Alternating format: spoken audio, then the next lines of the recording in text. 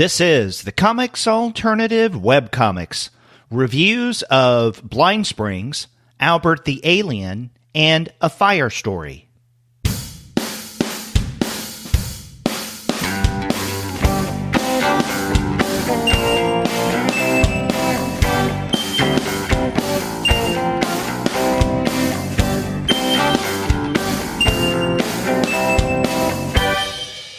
Hello and welcome to another episode of the Comics Alternative Webcomics. I'm Derek. And I'm Sean, and we're two guys with advanced degrees talking about webcomics. And on the November webcomics episode, Sean and I are going to be looking at three really interesting and quite different webcomics. We're going to begin with Kadi Fedoruk's Blindsprings. After that, we're going to look at Albert the Alien, written by Trevor Mueller and art by Gabo. And then we're going to wrap up with a completed and relatively short webcomic by Brian Fies, A Fire Story. But before we get to those webcomics, we want to let all of you know that this episode of the Comics Alternative Webcomics is brought to you by the wonderful folks at Discount Comic Book Service. Go to their website, dcbservice.com, for all of your comics pre-ordering needs. There, you're going to find all DC, Marvel, Image, and Dark Horse titles at 40% off of the cover price if you pre-order. For all of the other publishers, you'll find that those discounts are 20 to 35% off of the cover price, and every single month you're going to find some incredible specials. Sometimes those specials could be at 45% off of the cover price. Sometimes 50% off cover, but often you can find discounts that are even more impressive than that. And we know that you like your comics in an electronic format as well. Otherwise, why would you be listening to a webcomics podcast? Right. So we would be remiss if we didn't also point out their sister website, mydigitalcomics.com, where you can go ahead and get a lot of your favorite comics in a digital format. If you don't want to kill a bunch of trees, you can get their stuff digitally too. They have most everything available in PDF and CBZ formats, which means it's all DRM free. And they have a lot of your favorite publishers, Alterna and Blue Water and Mohawk and Image and Top Cow and tons of other folks. So if you're interested in the digital comic scene and for whatever reason don't want to look at Comixology, which I can't fault you for in a lot of cases, but mydigitalcomics.com is the place to go. That's right. Whether you like your comics in digital format or you like to kill trees and have them in print, go to dcbservice.com. They'll take care of all of your comics pre-ordering needs. And after you do get your titles there, please be sure to send them an email and tell them that Sean and Derek sent you. Well, Sean, here we are back with our November webcomic show. And, you know, something that has cropped up on the Comics Alternative since you and I last recorded is kind of a new initiative for us. Actually, a couple that I'd like to mention. One, which maybe tangentially may have something to do with webcomics in the months to come. I've started a new weekly series called Comics Alternative Kickstarter.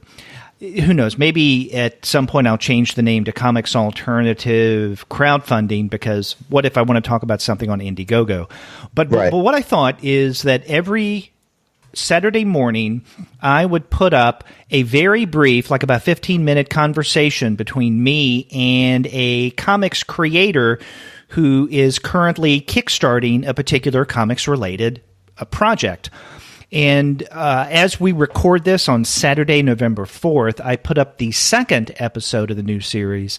And I mentioned this on the webcomic show because there may be a time where someone is kickstarting something that may begin as a webcomic, but with plans on putting it out in print. I mean, who knows? So, our listeners, if they are fans of Kickstarter or they just want to discover really interesting, sometimes quite offbeat comics projects, then they should listen to the Comics Alternative Kickstarter series, which you will find every Saturday morning. Yeah, and you know what? we don't always we try to highlight the Kickstarters when they happen to be running while we're talking about the particular webcomics.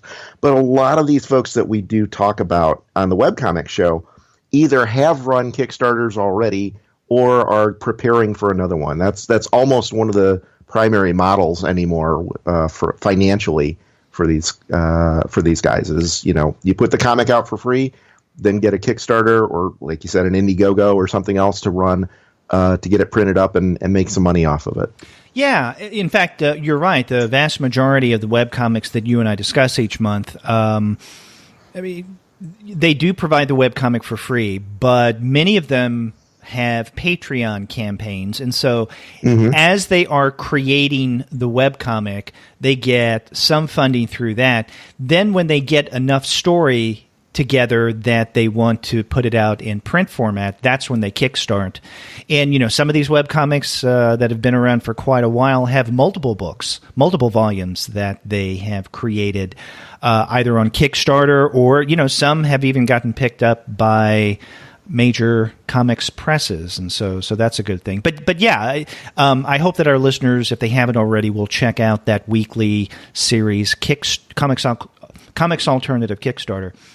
The other thing I wanted to mention is that, again, since you and I last did a webcomic show, I have set up a Slack channel for the Comics Alternative.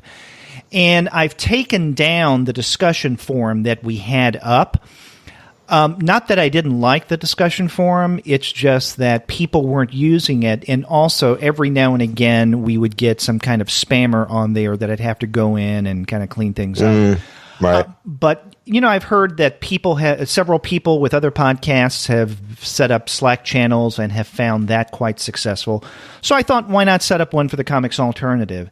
And if our listeners want to be a part of that and find out what's going on and get in on some interesting discussions, they can go to comicsalternative.com/Slack, SLACK. So if they go to comicsalternative/Slack, they will find a link to where they can sign up and become a member on the Slack channel. So again, that's comicsalternative.com/Slack. And we'd like to have you on there and contribute to whatever discussion we set up. And in fact, right now, I've got several channels within our workspace set up. There's one for general comics talk. There's one for podcast commentary. So, for instance, if you and I say something ridiculous that someone disagrees with, that's the place where they can say, you guys suck. You don't know anything you're talking about. I've got one set up for previews if people want to talk about what's in the monthly previews catalog. I have another one set up for publishers, for individuals to carry on conversation about what various publishers are doing, like series, initiatives, or what have you. And another for manga, if people specifically want to talk about manga and manga-related topics.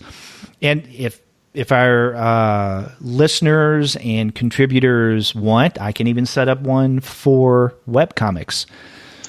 I was going to say, we kind of are missing something here. It's like, wait a minute here. You got to get all of the angles here, and we're missing one significantly. Yeah, well, I can set up one for the webcomics, and then people can talk about webcomics there. So, if you really enjoy our monthly webcomic episode, then just let me know, and I'll set up a channel for webcomics, specifically where you can talk about your favorite webcomics. In fact, that'd be a great place for Sean and I to get ideas of future topics. Absolutely. The one downside I see to this, though, Derek, is at the end of the show, when we start listing off all the ways you can communicate with us, we're going to have to double the length of the show entirely just to get through all of these now. That's right. Yeah, that's just one more social media platform that we can mention. Yeah, hopefully it won't go double the length of the show.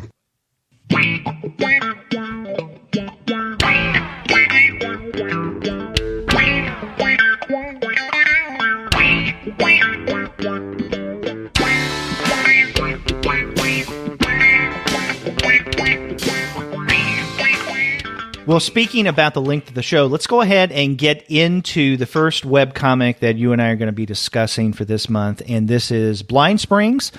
This is written and drawn by Kadi Fedoruk. I guess I'm pronouncing that name correctly. Fedoruk.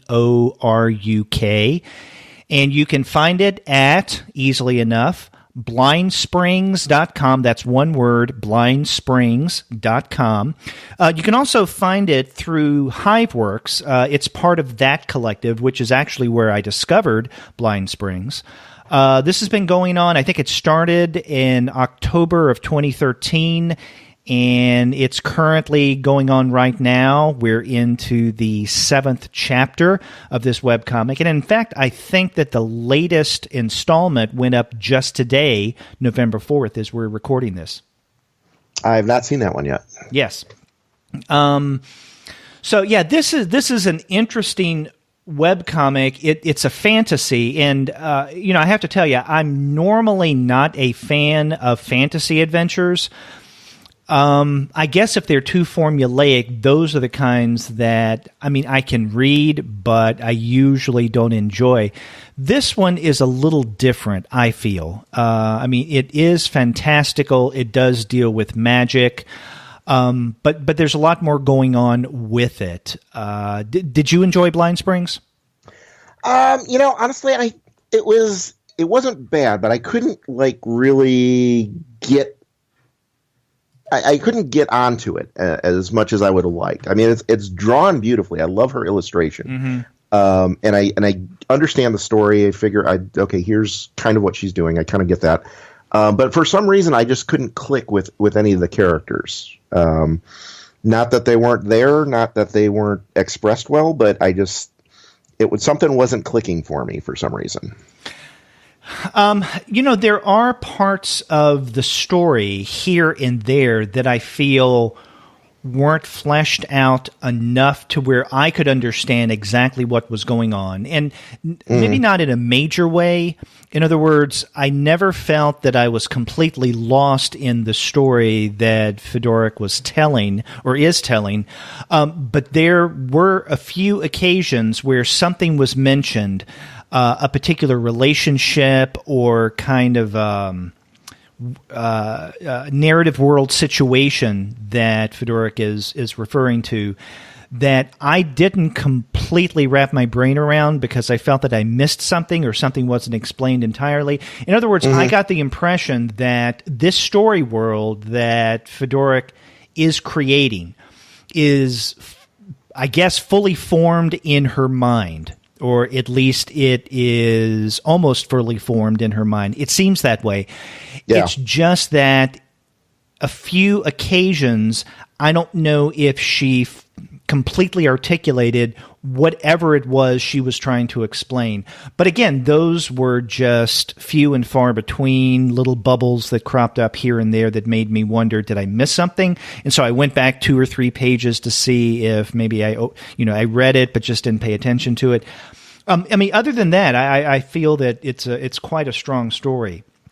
Now, in terms of what this story is about, if you go to the Webcomics About page, you have this is one of my criticisms of Blindsprings, and that is not the story itself, but I think the design, or especially the content, I guess, of this website. So under About Blindsprings, you do have, I guess, 2-3 sentences about the author, but about the comic itself, it's described this way. It's a magical adventure story about growing up that I spend way too long on. And that's it. Now, okay, short and sweet is good, but I think that a webcomic and a story as involved and as what I anticipate to be as, far into the future ongoing as this is, kind of deserves a little more explanation about what this is about. And so this is what I was referring to a moment ago when I said, the content of the website really does need to be beefed up or updated. And a couple of other examples, if you click on the cast link and go to the cast page, and we've talked about this on webcomics episodes in the past, these can be very helpful, especially when you have a long unfolding narrative that introduces quite a number of characters. And the cast page reads coming soon. Yeah. Same thing with, I think it's the extras page, coming soon.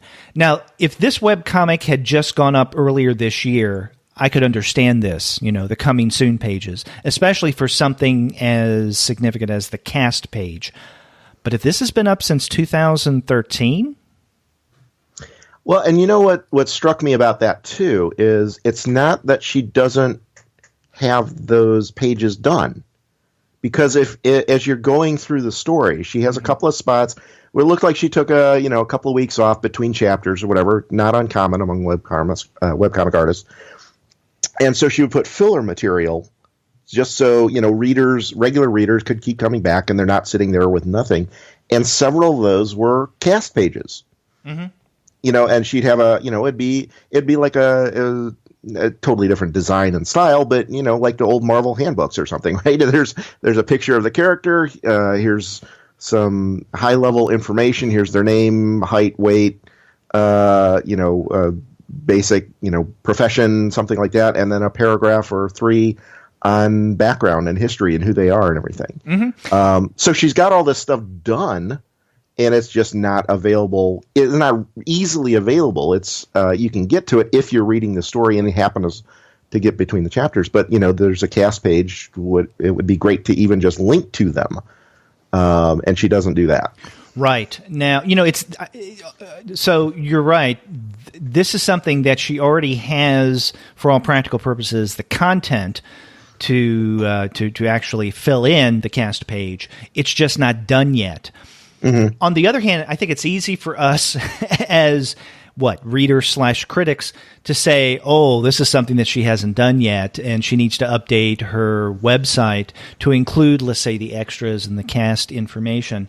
That may be easy to say. I mean, I'm sure that fedoruk has a life beyond this. I mean, she admits that she spends too much time on this webcomic, but she's got other things going on as well, and so it may be a matter of time. I mean, mea culpa, I really do need to update the Comics Alternative website. I mean, I'm really good at updating with new episodes as we get them done. But in terms of other material, like, for instance, the page that is about the two guys, where there's information on you, me, Kanka, Gene, Andy Wolverton, but there's not information on some of the other co-hosts, like Gwen, Paul, Shay. No, there is something up there on Shay. So I really do need to go back and update that. So again, that's my fault. I can understand how something like that, those tangential pages on a website, or in this case, a webcomic, may kind of fall by the wayside, or the website. But in terms of keeping up with her story, as you mentioned, fedoruk does a really good job. And even when she is, let's say, out of town or is under the weather, she does have filler material, either of her own or, let's say, guest artist doing something that she'll put up. So you do have to admit that she does keep up with her schedule. And this comes, new installments of this webcomic comes out apparently every Tuesday, Thursday, and Saturday.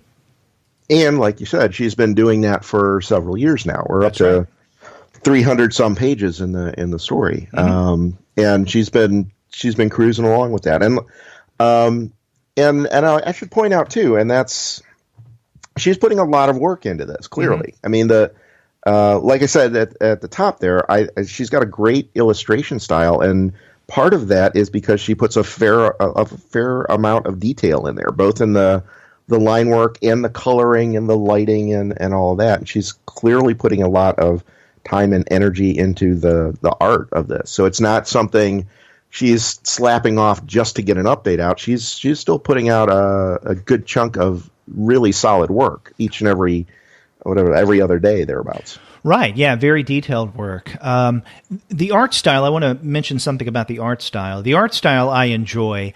It's a little iconic. I don't want to say cartoony. In other words, there is detail there, but not a lot of detail. So that's what I mean by more iconic, kind of to some degree, kind of stripped down. Maybe not completely, but it's relatively simple, but nonetheless detailed, if that makes sense. It is heavily influenced by manga, I think.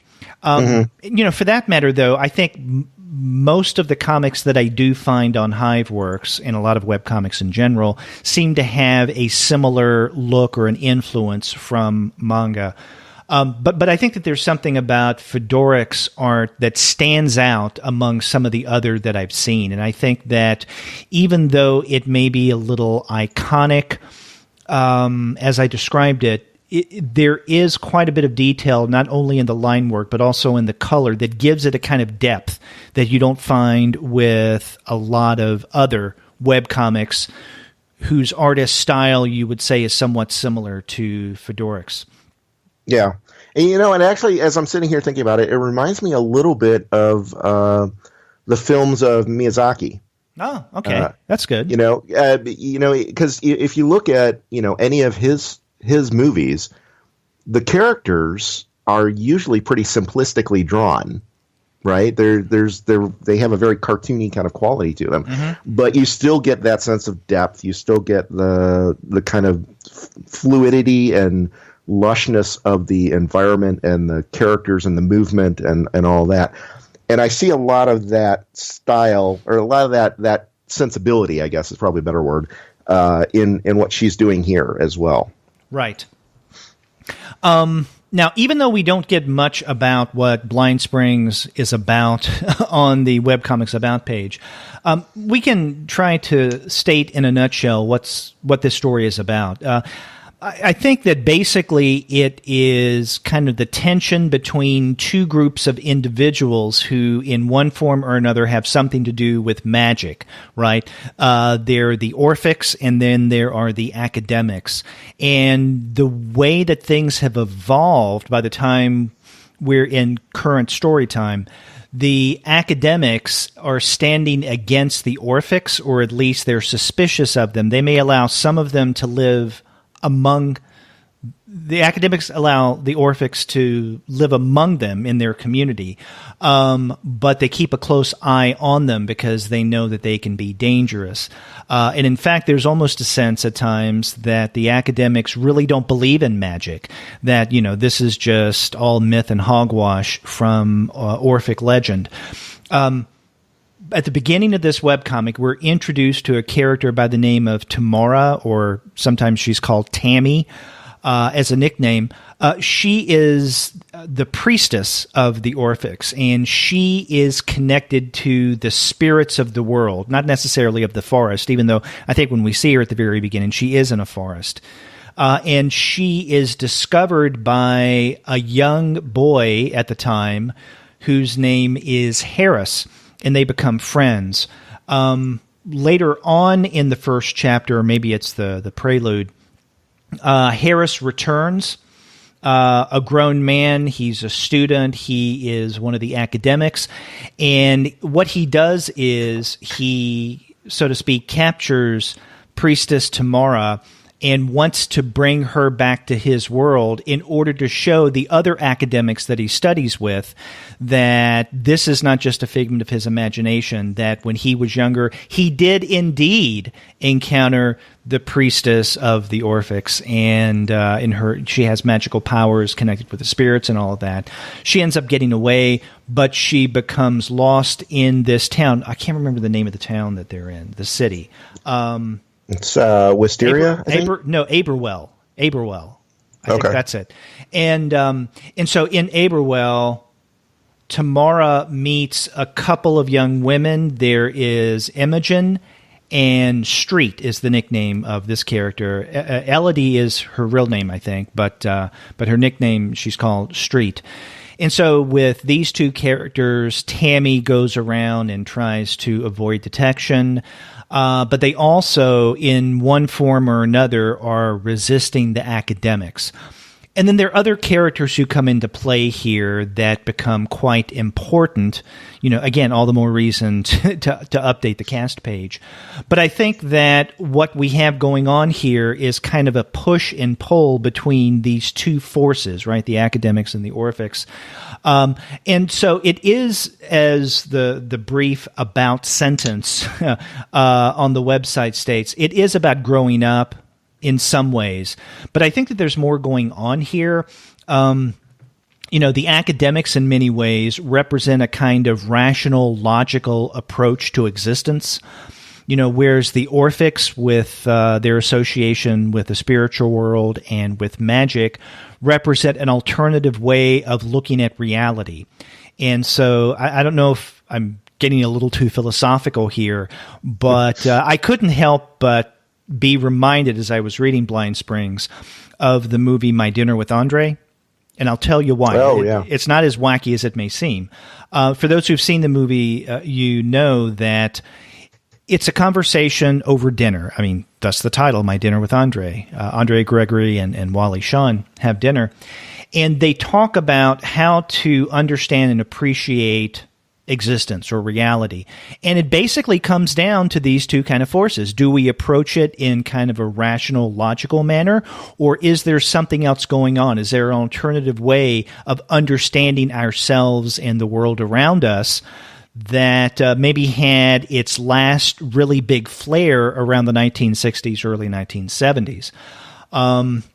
And so there is this kind of push and pull between Wally and Gregory, where Gregory represents the more magical, spiritual way of understanding the world, where Wally is much more of a rationalist. There's something similar going on here with Blindsprings. So it is, in some ways you could read this and feel that it's kind of a lighthearted fantasy. I think that there's something much more philosophical going on in this webcomic.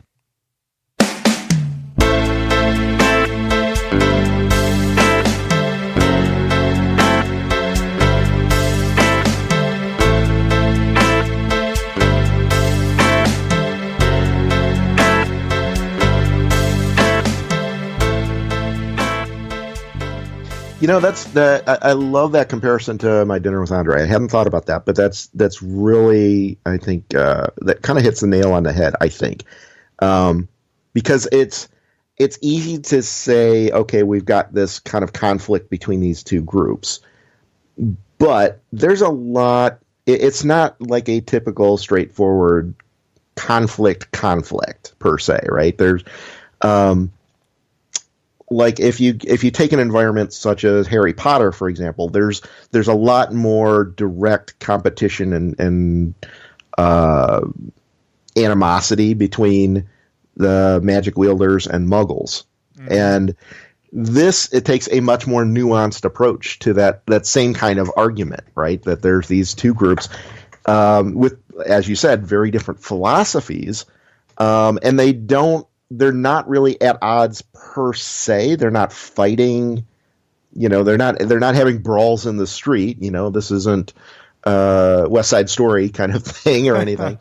They have these disagreements, but there's a nuance there that they're still getting along. There's still recognition that, yes, we live in this society together and we need to figure out some way to kind of work that out, even though we have these very different philosophies. And there's a lot of that tension a lot of the tension in the story comes from that dynamic. And it's not, when we're talking about a conflict with regard to Blindsprings, it's not, these wizards standing in the street facing off and shooting fireballs at each other or anything like that. It's more of a cultural, social conflict that takes care of itself. Not takes care of itself; it's still going on, obviously, but it is getting resolved through public discussion and internal discussions, and all of the characters. They, even though they fall in these two major camps, they still have different approaches on how they deal with these other people. Mm-hmm. Right. So there is a very, very intelligent, nuanced approach to the story, I think, because of that. And there are these individual fights in the street, so to speak, that you referred to. But I think those, for us at least, from definitely me and from what I'm hearing from you, you feel the same way, kind of take a back seat, those personal rivalries, to these larger forces that are at play here, where there's that tension. Right. Another thing I like about Blindsprings is that fedoruk has not played all of her cards yet. She's into her 4th year of this webcomic, and there's still a lot of mystery surrounding some of this story world. I think in particular, for me at least, there is the character Deirdre Thorne, and she is the sister of Imogen, and also another character, Aurelia, who becomes important, but is not, I guess, as prominent as some of the other characters, at least yet. But there's something about Deirdre. She has a backstory. It's been referenced in passing 2 or 3 times. I get the sense that fedoruk has quite a bit more to reveal about Deirdre and a larger part for her to play in Blindsprings. But on the one hand, I'm a little surprised that we don't know more about Deirdre than we do already. On the other hand, I'm glad because it gives us something to come back for and to discover. And there are other things as well. So, for instance, we were introduced, I don't know, I think it was in the 3rd chapter or the 4th, to a female character, Rajani. There's more that I want to know about her. She makes the acquaintance of several individuals who collectively are called the spiritualists, again, whom I want to know more about, but especially with Rajani. Who is she? Where does she come from? What does she represent? She's obviously really connected in some ways to Harris, a main character. But again, there's more story to be told there. Just as there is more story to be told with the couple Ember and the aforementioned Aurelia Thorne. I'd like to find out more about them. So I'm glad that fedoruk is... she's populating her story world with a lot of not just good story, but also the potential for good story. Yeah, and I think there's a lot there, which is kind of why it strikes me as odd that I couldn't find myself able to connect with anybody as characters. I like the illustration, I like the basic story premise. And the characters are very, fleshed out, and the ones that we know of, and we, even the ones that aren't fleshed out, there's enough there to say, oh, okay, that could be an interesting character. It looks like we're going to be seeing more of her later or whatever. So it's really odd to me that I wasn't. Nothing really clicked. None of the characters really clicked with me in the way that to really bring me into it, which is I just can't figure out why that did not happen for me, though, because it's all the elements are there, and so I'm not sure. And another thing that I like too is, it's a very diverse cast too. It's not there's just a ton of different types of people from different walks of life, and even though they're all practicing magic in some way or whatever, that they still have these very varied backgrounds, and so that it's got everything that I should like about it. You know what it reminds me of? In this is going to be another kind of off the wall reference here. It reminds me of X-Files the same way. Really? Well, and I'll tell you why. Is because X-Files had all of the elements that I should like about a television show, but I couldn't. It didn't click with me. Oh, I see. And I get that with this too. It's everything seems to be there, but just for some reason, it's just not snapping in place for some reason. Just for me personally. Yeah. I want to comment before we move on on something that you mentioned. Is the diversity in Blindsprings. And you're right, there is a diversity of characters, not only in terms of their, let's say, the strengths and abilities, skills and whatnot, their relationship with magic, but in terms of color, or what we could call, if it would apply to the story world, ethnicity, in some way or another. And on the one hand, I appreciate that. On the other hand, there seem to be... some kind of predictable assignments, so to speak, in this webcomic. For example, both Tamara and Imogen Thorne are obviously white. I guess Anglo, maybe not, but definitely white. Tamara is a priestess, and then Imogen is from a rich household, a privileged family background.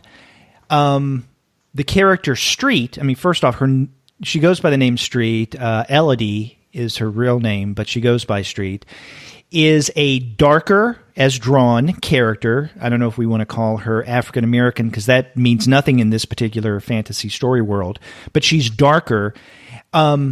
She is in some ways an other, and she is the one who doesn't have any clear, discernible family lineage. In other words, she, I think, is orphaned. She lives with her aunt now. She's someone who is a rebel in certain ways. And so in this relationship between, let's say, the white Tamara and Imogen and the darker Street, I thought that was maybe a little predictable. Maybe not as predictable, but still I was wondering about. Rajani, the character, does come across as much more exotic, and she's darker as well. I mean, she definitely has a look of someone from Central Asia, Indian, Pakistani, or what have you. She's the one with the spirit tiger that pops up every now and again. And so, I mean, I'm not accusing Fedoruk of maybe unconsciously falling into certain ethnic stereotypes and mapping out her character, her cast. It's just that I did notice some of these things as I was reading. And, on the other hand, Harris, who is a main character, seems to, especially later in the story, have a heritage and background that, I guess for lack of a better term, we could describe as non-white. Yeah. And it's always what's always interesting about tackling those kind of racial issues or ethnic issues within a fantasy story is, where's your baseline on that? And I say that from the standpoint of you're having trouble describing Street as African American because we're not really in America, and there may not be in Africa here either. So, so there's some kind of challenge, I think, in doing that. But that's so I guess where I'm going with that is, what is you don't have that same kind of background to give those characters. You can't say. You can't fall back on a lot of those standard kind of shortcuts, I guess, in a lot of respects. In terms of, we're discussing these characters and they're saying, okay, he's maybe kind of Indian, Pakistani, Central Asian, something, and she's black, but is that African American or is that just straight African or Haitian or what exactly is she? And it's hard to provide a shorthand to the readers because of that, right? You've got a skin color and some kind of physical traits, but you can't really you can't. It's more difficult to express the character's backstory because you don't have that same kind of grounding in history, I guess, right. because it's a fantasy story. So it's interesting. To your point, it makes for an interesting challenge. You can pick up on some of the tropes, but they don't necessarily apply in exactly the same way, right. which is it's interesting. I'm not sure. I don't have a solution for that by any means, but like I said, it's an interesting challenge that you have to deal with when you're working on a fantasy story like this. Yeah. One more thing I want to say about Blindsprings, and I guess it's referring to the design of the website. I've already mentioned that there are a couple of things that I wish content-wise were included, like a cast list and maybe extras if you're going to have an extras page. But I think overall the design of Blindsprings is beautiful. I really do like the way that Fedoruk has set up and illustrated The website, I think the links make sense. It's a really good archive, so you can go back and forth between and among chapters easily enough. There's a store where you can buy original art or prints, as well as I think the first volume that fedoruk at one point had kickstarted, the first volume in print of Blindsprings. The donate page or the link will take you to the Patreon campaign. The one thing, though, about the design or layout, just the visuals of this website that bugged me a little bit, and this may be a nitpick, with some of the ads, there's one in particular, a long banner ad at the top of the page. Every now and again, when I would go to, let's say, a next page, the advertisement that would pop up would be animated in some way. So you'd have the image change, and it would always divert my attention. My eye would gravitate toward where the movement was. So I'm trying to read the page of a webcomic, but then right above it is this banner ad that is animated in some way. And so my eye would go up there. It would be just momentarily distracting. I don't know if this is something that fedoruk specifically set up for her site. It looks like that these are Google ads because, it's part of ad choices. Or if, because she's part of Hiveworks, it's something that the people at Hiveworks have recommended that she do. I don't know. I just know that with animated ads, they can become a little distracting. They definitely get your attention, which is what ads are supposed to do. But as I'm trying to concentrate on a webcomic, I'd rather go without them. Yeah, that's a fair judgment. Honestly, I will say, and I'll apologize to Kadi now for this up front, is I did not see any of those ads because I have got ad blocker running. So I see the space for them, but it just comes up blank. It's just a white spot for me. So it was not an issue for me, but I apologize to Kadi for not getting her the extra 5 cents or whatever that was. So.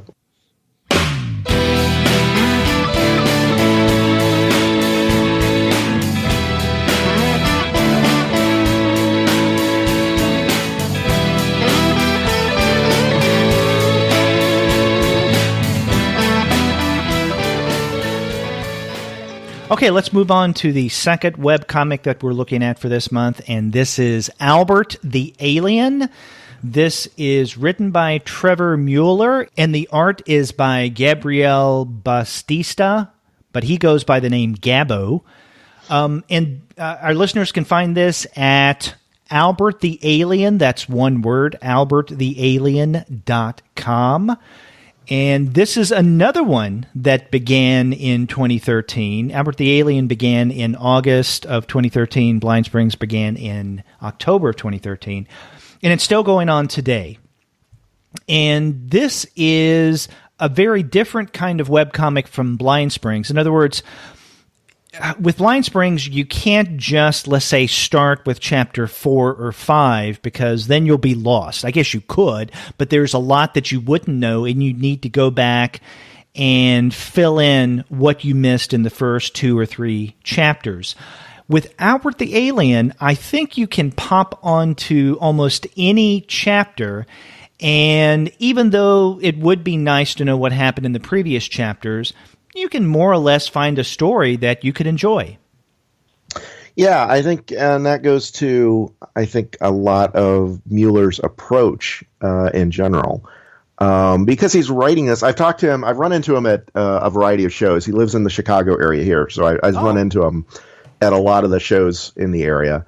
And he generally is taking the approach of, that this is for a younger audience. It's more kind of a YA audience, generally speaking. Not that you can't enjoy it as an adult, but that's, he wants to make sure that the kids can enjoy it as well. And also because of that, he's specifically writing it as essentially a series of chapter books in that sense, right? That you can go to any one of these and pick it up, and he's specifically written them so that you can go to any chapter and get a complete story and sit down and be done. And that's great. And you're awesome. And if you want to learn more, great. There's, a dozen more stories you can go to, but you don't have to. And that's very deliberate on his part, specifically as a means to get people in, so that when he does kickstart a book, when he does sell them at a convention, you can just pick up the latest one and have a good, solid read and not have to worry about what happened before. Right. And, we mentioned earlier that Blindsprings is part of the Hiveworks Collective. Well, something similar with Albert the Alien. You can also find it, in addition to, being at the website albertthealien.com, on Thrillbent. So it's part of that collective as well. This is a really interesting series, and it's one that I didn't know about until you recommended that we check it out for this month. In terms of what this webcomic is about, and I think that the information on the About page of Albert the Alien, a little more substantive than the previous webcomic, is pretty good. And I'm reading from the About page. It says, Albert the Alien is a multi-Harvey Award-nominated Best Online Comic for both 2015 and 2016, all-age sci-fi adventure series about the first foreign exchange student from another planet. Inspired by the Saturday morning cartoons of the 80s and 90s, this webcomic series updates for free on albertthealien.com on Wednesdays and Fridays, as well as on Mark Wade's thrillbent.com. So, I think that's basically what Albert the Alien is in a nutshell. We got the major protagonist, Albert, who is an alien, is Earth's first foreign exchange student, and it's about what happens when he comes to this middle school and engages with the students there, the most prominent of which is a young girl by the name of Gertie Grayson. And I'm wondering, okay, this is a comic and a main character is named Grayson. But she's called Gertie, or by Albert, Friend Gertie. And it's about the kind of weird and wacky things that happen. And there is quite a bit of wackiness to this. You mentioned the kind of young reader feel to this on the About page. They described it as all ages. But there is something that would definitely appeal to younger readers in terms of some of the craziness that goes on. Yeah. Which that goes a lot to the whole setup and the setting, right? Even though I don't know that I don't recall reading Albert actually giving an age, but he's going to middle school with all these middle school students. So it definitely has that connectivity, I guess, emotional connectivity for that age group. So almost all the people that he interacts with are kids who all appear to be about the same age. And again, as an alien, he could be 500 and still be a teenager as far as their race is concerned. But all the kids, Gertie and Wally and everybody else, they're all, middle school students doing middle school things, sitting in algebra class, sitting in social studies. So there's a lot of relatability, I think, at that level. And there's a lot of that connectivity going on there. And then what happens in the course of the stories is, you're sitting in algebra class and, and a space alien invasion comes down and, blows up your school. So, you got to deal with that. And so you end up with a lot of that kind of interesting dynamic of the banal of school and the humdrum of school and bizarreness of having an alien coming in and crafting a science fair experiment that goes haywire and creates a gelatinous blob that eats everything. And there's a lot of it has a lot of that kind of wacky, like he's references in the About page that 80s and 90s cartoons, Saturday morning cartoons flavor to it. Yeah, and there's something quite cartoony about the various stories that make up Albert the Alien. I mean, I think a good example is the very first chapter. And what is that called? Like New Kid? in school, new kid at school, something like that. Oh, yeah. New student. And what happens is, Albert the alien comes, he's introduced to the students there. A few of them, Gertie being the most prominent, take a liking to him and become friends. And then what happens in the very first chapter is that Albert's tools, what we would think of as, a notebook, pen, calculator, and whatnot, they're sentient. They're not inanimate, and they basically try to interact with human notebook, pen, paper, things of that sort. They can't get any reaction, but then they end up in some way kind of melding with them to where they eventually become this menacing electronic alien beast. And then so Albert has to do something about them because this beast starts to terrorize the school. And he does so by helping to create a pool on top of the school. And again, so it sounds weird, but that's part of the wackiness to Albert the Alien. So, it's strange, cartoony, and fun, and I think it's something that not only younger readers, but also older ones like us can enjoy. And you mentioned the mendacity of just going to school is very relatable here. Well, what could be more typical in terms of middle school than having a high school bully, right? And so we do have, a significant character in Albert the Alien called Wally McNally. And in the first couple of chapters, Wally comes across less attractive. He is the school bully. He is someone who is bossy, who tries to bend people to his will to get all the attention and all of that. But I think later on in the series, he becomes, I don't want to call him lovable, but he becomes less dislikable. And I know in the most recent storyline that we have going on right now, and this is, what is it called? Space bullies from Mars. Yeah. We actually do have a bully from Mars who at first befriends Albert, but then shows his true colors to where Albert realizes he is an intergalactic bully. And then he tries to resist this bully from Mars. So, so Wally has been supplanted by this Mars space bully. And again, it sounds kind of strange and weird, but that's the kind of webcomic it is. Yeah, it's, and what I like about it is, again, going back to that reference to the 80s and 90s cartoons, it's got a lot of that in it. A lot of that kind of, you would sit up, well, at least I did anyway. I would wake up on Saturday mornings and be watching, it's comic book guy. I'm watching Super Friends. I was watching Batman, Flash Gordon, some of those. But I'd also watch, Muppet Babies and the Smurfs and some of those kind of shows. And this falls right in line with that, with the exception being, and the broader storylines, the type of comedy, it kind of falls in line with that. But the improvement I think that they take over that is that there's a broader story. To your point about Wally, we're seeing character development there, right? That's the Wally we get introduced to in chapter 1 there is not the same Wally that we have in Space Bullies. He's still a jerk. He's still not a the most popular character in school or anything like that. But he's had some development during that period, and same goes for all the other characters. I think it's probably most evident in Wally. But we have all these characters going around.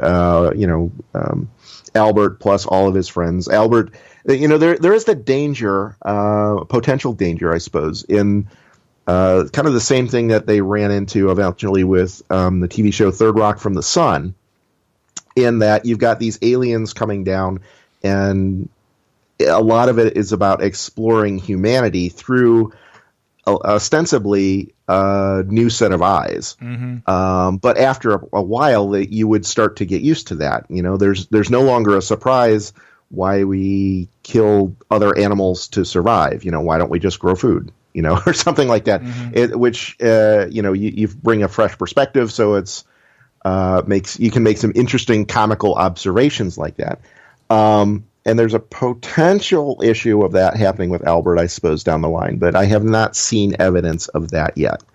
And I think part of that is because there's a lot of focus not on the inventiveness of, oh, hey, here's this new wacky gadget that I have that's weird and different from everything that Earth has, like the laser pens or whatever.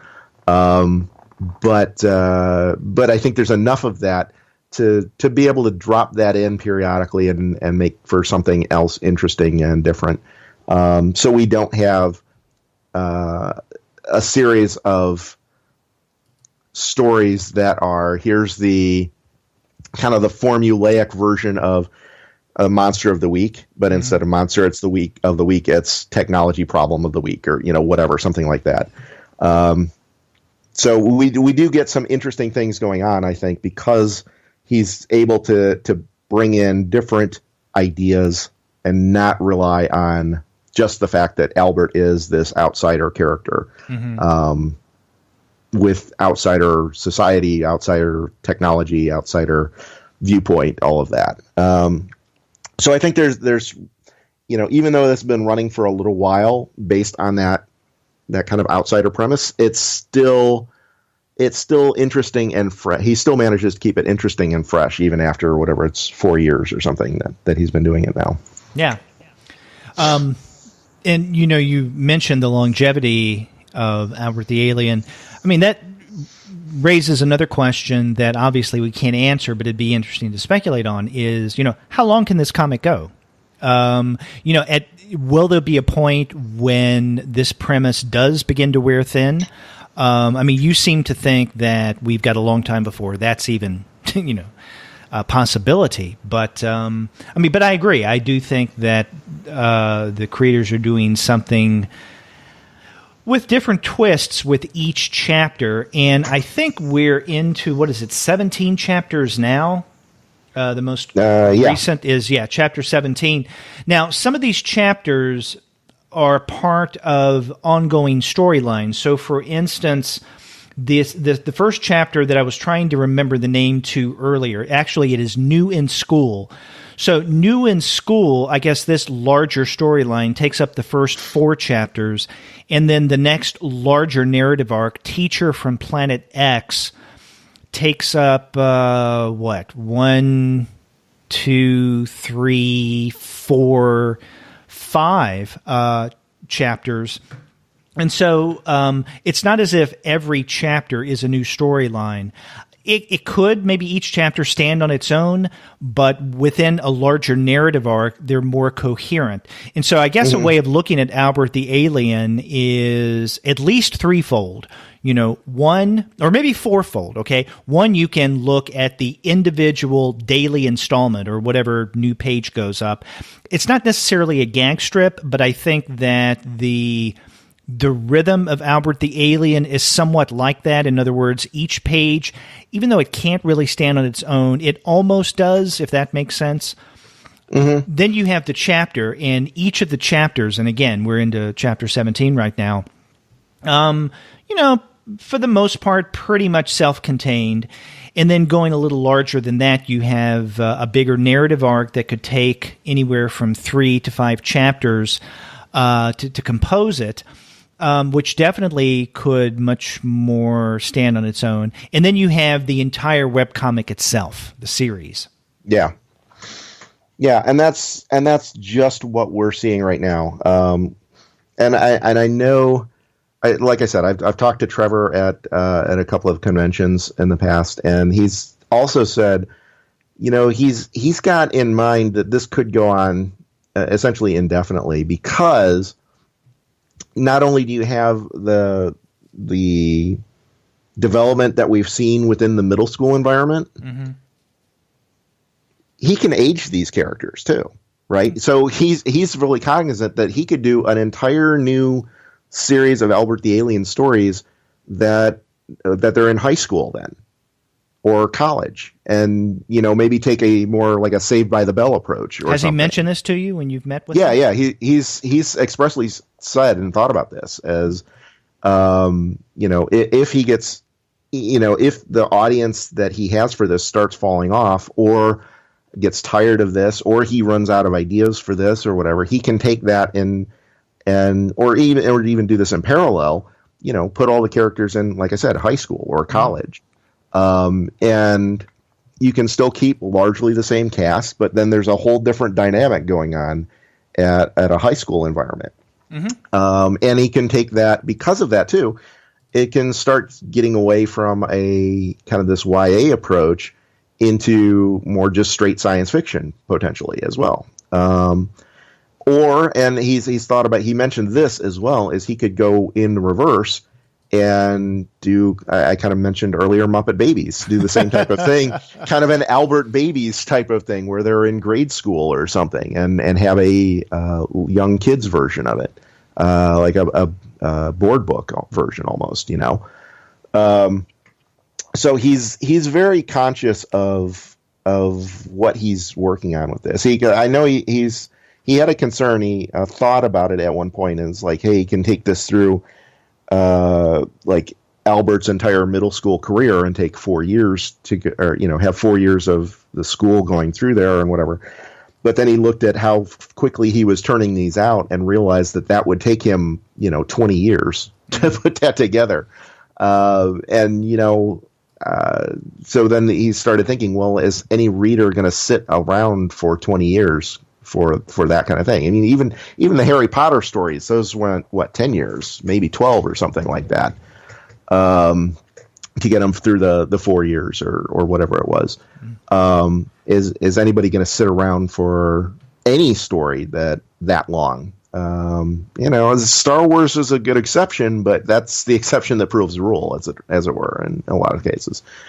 But it's interesting that I bring that up, I guess, in part to show that, or to state that, Mueller is he's thinking about a lot of not just writing where he is, but writing to where he might be or where he's going to go. And he's put a lot of thought into, or he's expressed putting a lot of thought into, taking this down the road into the future and what he might do or might not do, depending on audience reaction and depending on what the environment,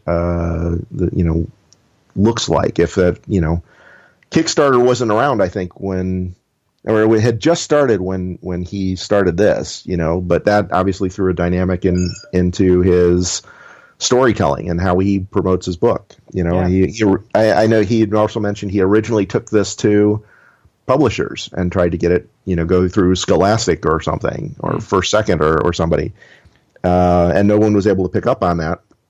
So he went to Kickstarter, but only because Kickstarter was an option by that point. Right. So, well, you mentioned the books. Yeah, you mentioned the books. We should mention that, if our listeners like the webcomic and they want to get a print copy, that, they can find Albert the Alien in print. In fact, the first two story arcs, New in School and Substitute Teacher X, or From Planet X, you can find in book form, and given their page count, I guess they're about the size of a trade. And I see on the shop site that the third narrative arc, Home Life, is available for pre-order. But there are also a few shorter stories that aren't a part of, I guess, the main storylines. And these are about 24-page, I guess, comic book size narratives.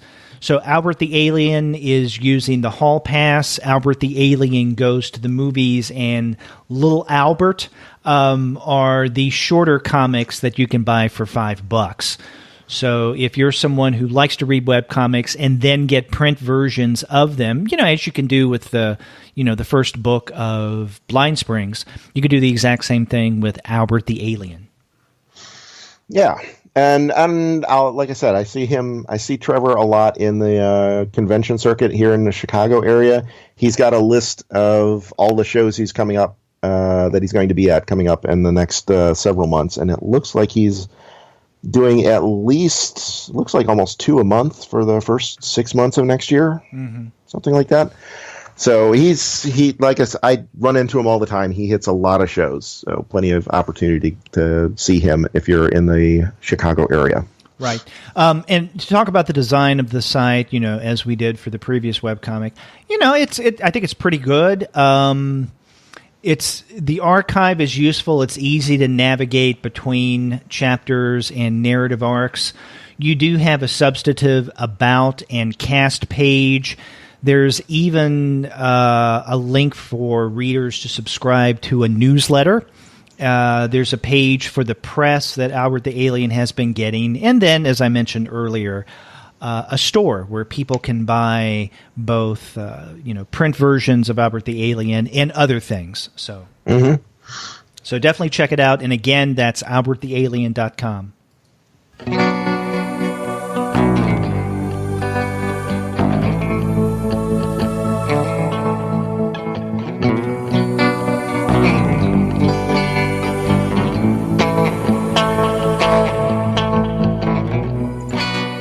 Now, the last webcomic we are discussing for November is tonally quite different from Albert the Alien. Much more serious. That is.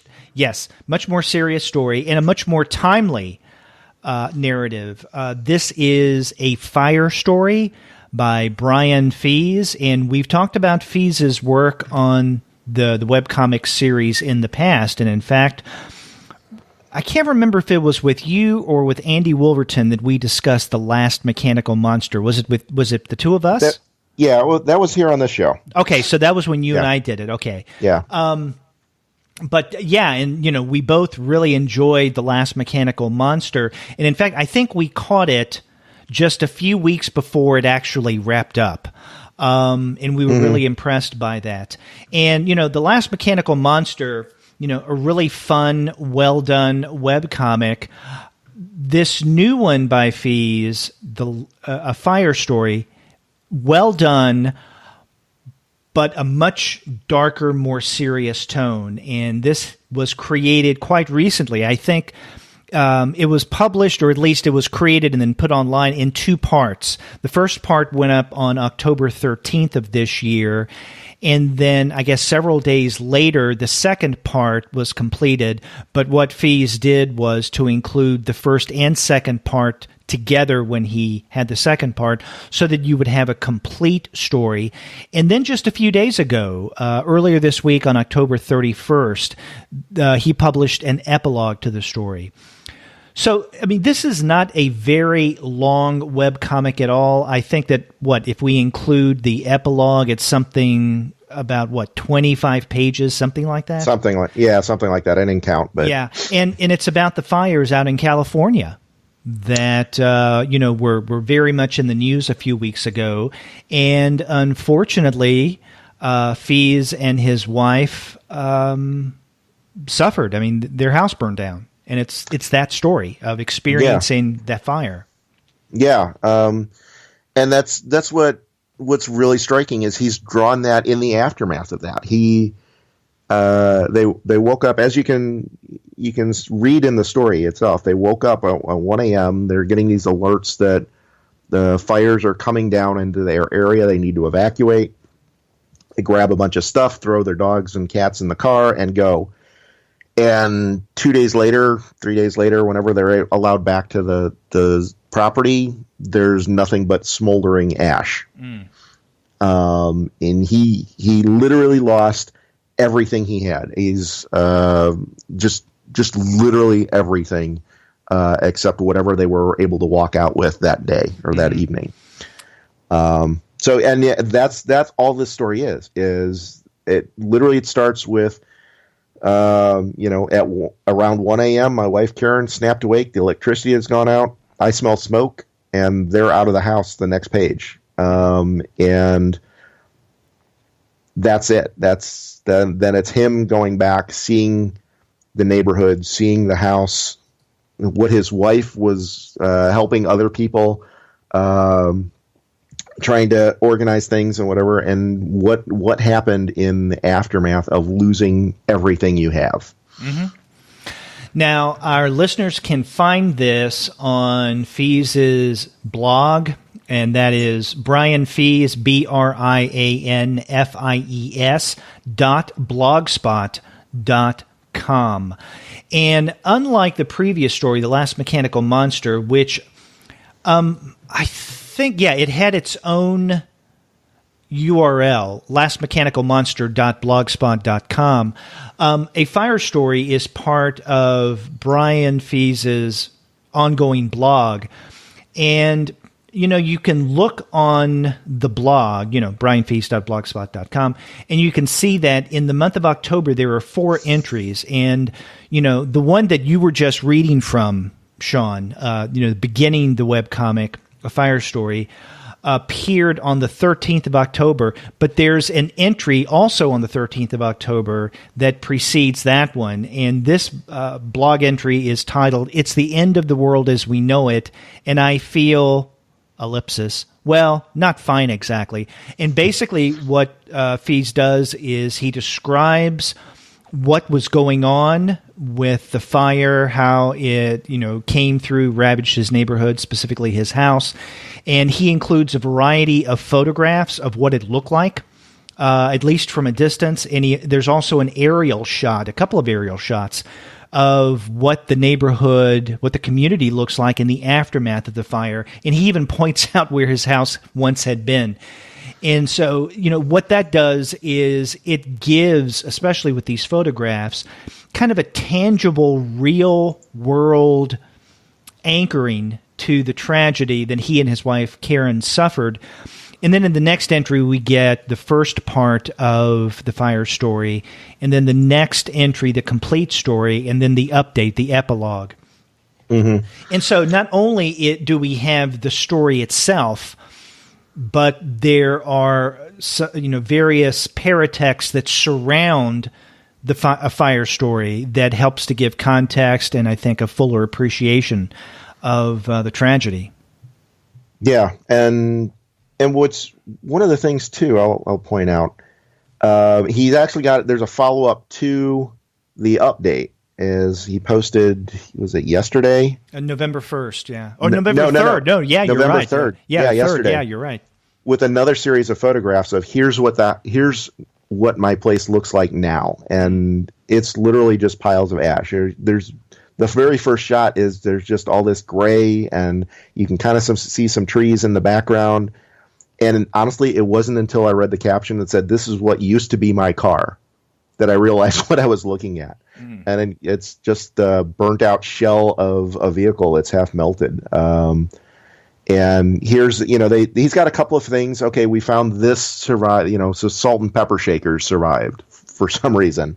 But he found a jar of pennies that he had, but the pennies had all melted. The neighbor's car had literally melted, and you can see the frame of the vehicle itself, and then there's just pool of silver just oozing away from it. And again, providing more of that context, just in case the story itself isn't powerful enough for you. Yeah, this is. It's a great webcomic. It's a moving story. But the events that surrounded this, that actually, created a fire story, are just devastating. I didn't experience this, and I've never experienced anything like this. Right, a fire. I've never been in a fire, never been close to anyone who suffered something like this. But I can only imagine. But looking at these photographs, the ones in earlier October, and then the ones that just went up the other day. Yeah, your heart goes out to Fies and his wife, Karen. And here's where, and one of the reasons why I wanted to talk about this one today, too, obviously just to bring attention to the issues that they're having in California, because it's not just Brian, of course. It's like everybody in that area was devastated. But as you go through and read the comic itself, it's clearly the work of a professional artist, but it still seems very rough and loose, and not quite up to the technical caliber of, The Last Mechanical Monster or any of his other previous work. Mm-hmm. But the reason for that is he just lost his house, including all of his art supplies. Right. And he drew this. He had gone to, I believe, just like a Target and bought some typing paper and a handful of markers. Right. And that's where this came from. Is he's sitting there in his daughter's house. His daughter's house was fine. She lived far enough away. She's, I don't know, 25 or something. Brian and his wife are staying with her. And he drew this there, out of context, out of his normal mode of operations for here's how I draw a comic. It's everything is just, I think that says a lot. Right. There's something very immediate about this webcomic, right? Because he drew it soon after the tragedy, and it's not only the rougher art that you were describing that gives it that kind of immediacy. It's the fact that it came out so quickly after the event, I think. Yeah, now he mentions on the very first page of this webcomic, there's an asterisk by his name, and then at the bottom of that page, it says, but not to his usual standards.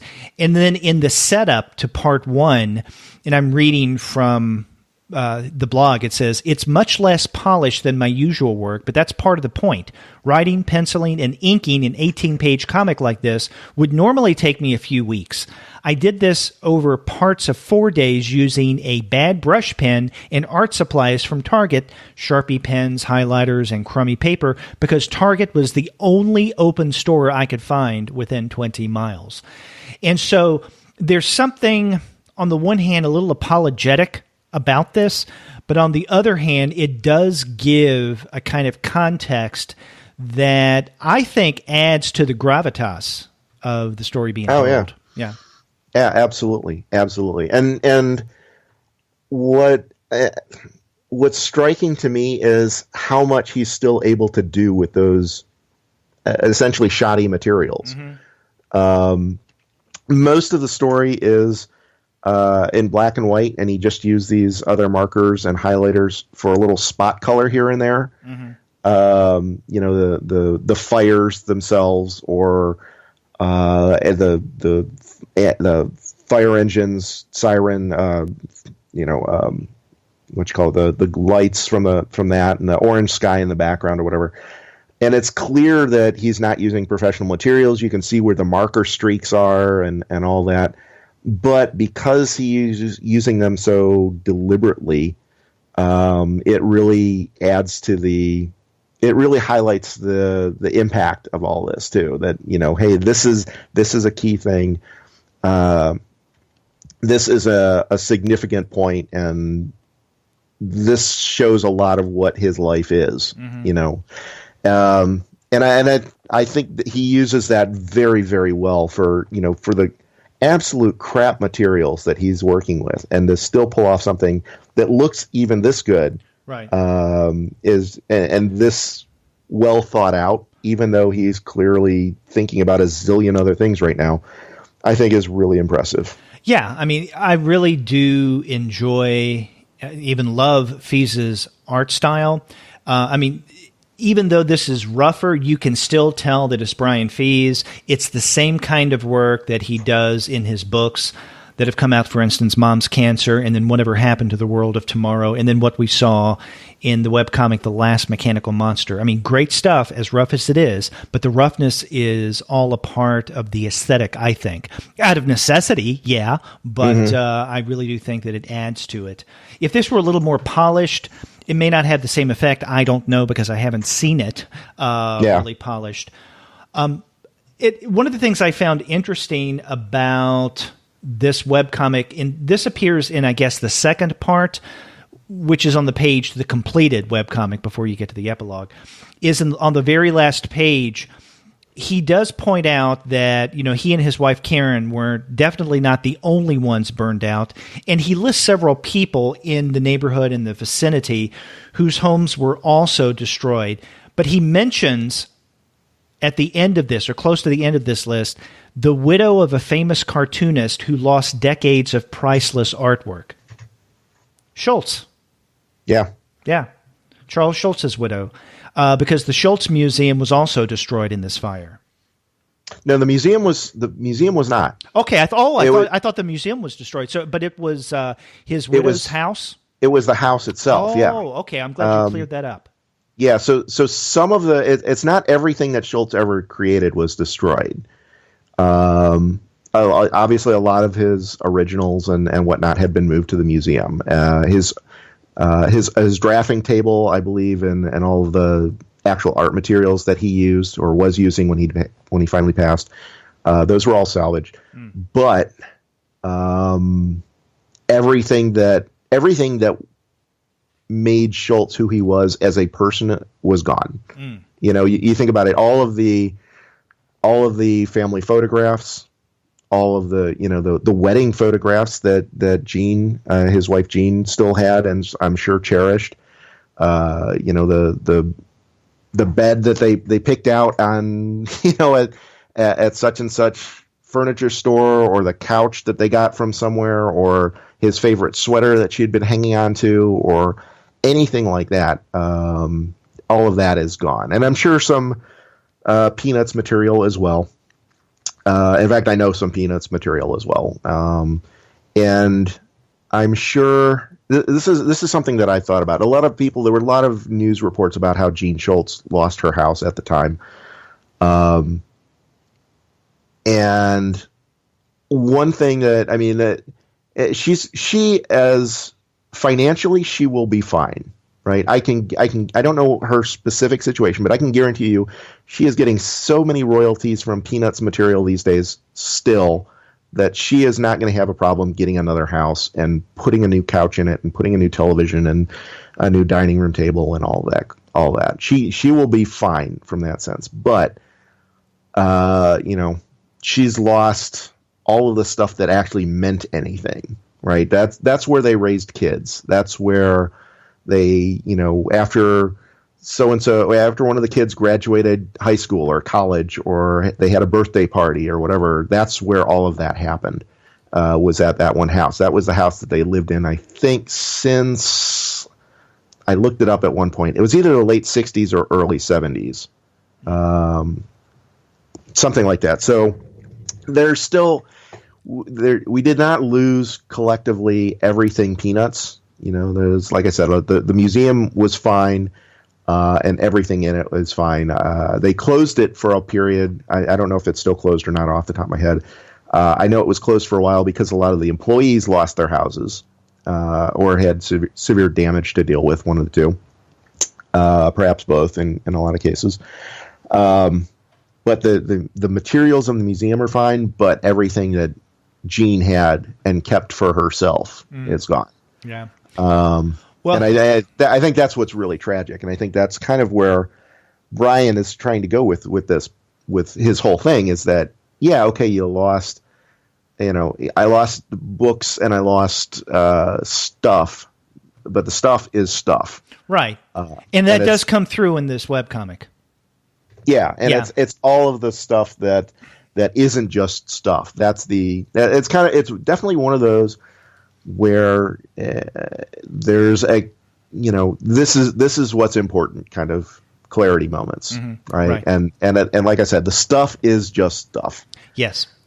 And again, coming back to Brian Fies, this is a very moving webcomic. We recommend everyone check it out at Fies's blog, brianfies.blogspot.com.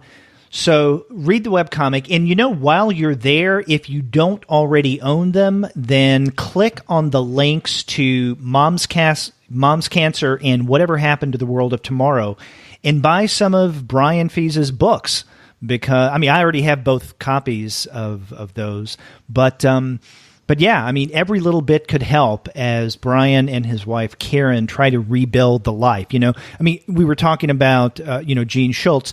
She does have these royalties coming in on a regular basis. She is the widow of the great Charles Schultz. Fies doesn't have that. So definitely support him, if nothing else, by going and reading this webcomic. But while you're there at the website, at the blog, click on the links to the 2 books that he has for sale on Amazon. Absolutely.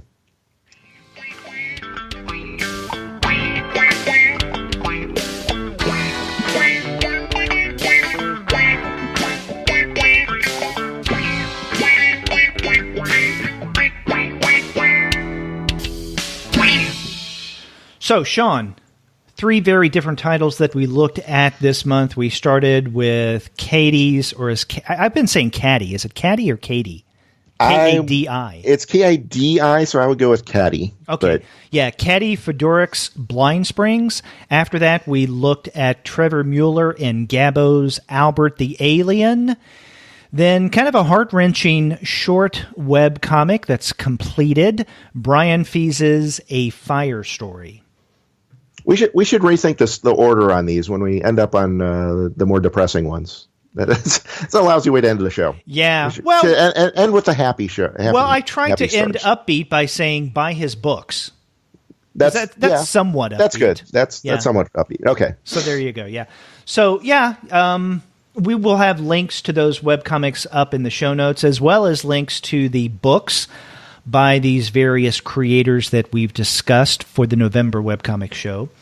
But you can find great comics, both digital and print format, at the website of our sponsor, which is Discount Comic Book Service. Remember, go to dcbservice.com. They will take care of all of your comics pre-ordering needs, and they have a ton of digital comics as well. That's dcbservice.com and mydigitalcomics.com. And after you do get your comics there, get in touch with us and let us know what you're going to be reading. If you go to our website, comicsalternative.com, you'll find that you can leave us a voice message online via SpeakPipe. Or you can call us the old-fashioned way by picking up the phone and dialing 4153-COMICS. That's 415-326-6427. And if you want to get in touch with us with email, that's also an option, because sometimes it's a little easier if you want to share a website address that you'd like us to check out. We're happy to take a look at them. You can email us at TWOGUYS, TWOGUYS, at comicsalternative.com, or you can email me directly at Sean, SEAN, at comicsalternative.com. And you can contact me directly at Derek at comicsalternative.com. You can find us all over social media, such as on Twitter, Facebook, Tumblr, Instagram, Google+, Goodreads, Pinterest, YouTube, and now Slack. Don't forget our Slack channel. You can subscribe to the podcast through iTunes. You can stream us on Stitcher. You can also find us on TuneIn, on Spotify, on iHeartRadio, and on Google Play Music. But you can find every single one of our podcast episodes, as well as the reviews and comics-related commentary that we post on our blog, simply by going to our website, comicsalternative.com. So a lot of ways for people to contact us. And again, I want to underscore our brand new Slack channel. Remember, go to comicsalternative.com/Slack, and you'll see a link where you can join up. So come on by, become a member, and contribute to some good discussion. Yeah, we already had a couple of... Well, we had that up for a little while now, but I think there's already been some interesting stuff going on there. Yeah, definitely. So check that out. Until next month, I'm Derek. And I'm Sean, and we'll see you next month.